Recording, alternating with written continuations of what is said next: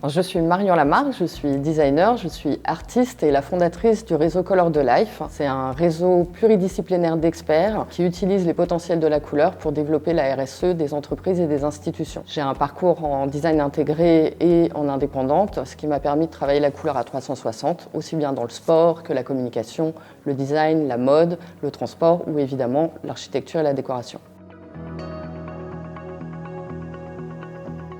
La science a démontré que la couleur influence nos émotions, nos sensations et nos comportements. Une pièce bleue paraît plus fraîche qu'une pièce rouge, par exemple. Quand on utilise bien la couleur, on peut répondre aux besoins fonctionnels d'un espace et aux besoins émotionnels des usagers. Alors, parmi mes projets, je prendrai la création d'un espace de sport pour un centre de recherche et de lutte contre le cancer, où on a travaillé sous forme d'atelier avec les patients et le personnel. Je leur avais proposé plusieurs ambiances chromatiques et ce qu'ils ont choisi, c'est une ambiance finalement plutôt proche de la maison qui répond finalement à leurs besoins émotionnels. Donc des verts doux, rassurants, une ambiance biophilique contrastée par des bleus dynamiques. Et dans les vestiaires, des minéraux, quartz rose chez les femmes et terracotta chez les hommes. J'ai travaillé pour des bâtiments industriels où la question qui se pose alors, c'est notamment la signalétique et l'accessibilité. Un homme sur 12 en France est daltonien, donc il est important dans ce type de bâtiment, et c'est ce que j'ai fait pour de travailler une palette globale qui améliore le confort des usagers, mais également du contraste qui permet une meilleure lisibilité des zones accidentogènes par exemple. Et c'est ce qui s'est passé dans ce bâtiment-là, une augmentation du bonheur au travail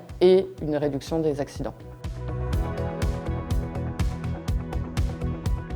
Tout dépend si c'est une création ou une rénovation. Dans une rénovation, on peut être amené à devoir conserver des couleurs existantes. Mais au global, il faut toujours s'intéresser aux besoins émotionnels et fonctionnels des usagers. Avec Tarket, nous avons travaillé 2 guides, un pour les établissements de santé et un pour l'éducation, qui permet finalement aux architectes et donneurs d'ordre de savoir naviguer dans l'espace des couleurs, mais aussi dans l'offre de Tarket, pour répondre aux besoins fonctionnels et émotionnels des usagers, en fonction de la position des couleurs dans l'espace et des matériaux évidemment. Les architectes et les artisans peuvent également utiliser l'application NCS+, qui a été mise au point avec Tarket, qui permet de coordonner les gammes entre elles et de savoir par exemple comment utiliser une couleur existante aujourd'hui dans du mobilier ou une peinture et la retrouver dans un sol par exemple. Dans un hall d'accueil par exemple, on va être amené à choisir des couleurs qui sont chaleureuses, qui sont évidemment accueillantes, mais qui respectent soit l'identité de l'entreprise, ça peut être aussi l'identité du territoire. Et on va aussi choisir des couleurs qui vont donner des indications,